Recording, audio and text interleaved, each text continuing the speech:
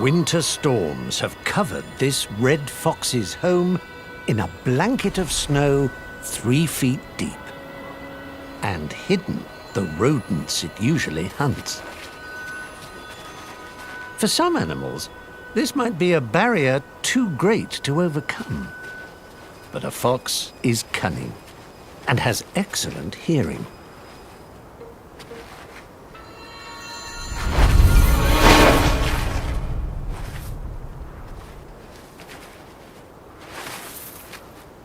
It's trial and error.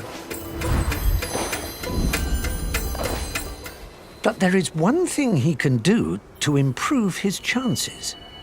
Scientists believe red foxes have a sixth sense for the same magnetic force that causes the northern lights.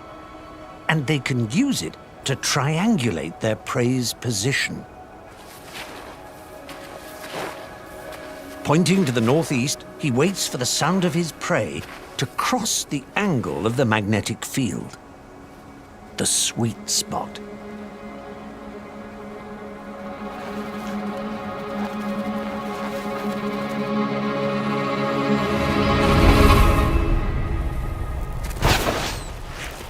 Using this technique, his hit rate increases fourfold.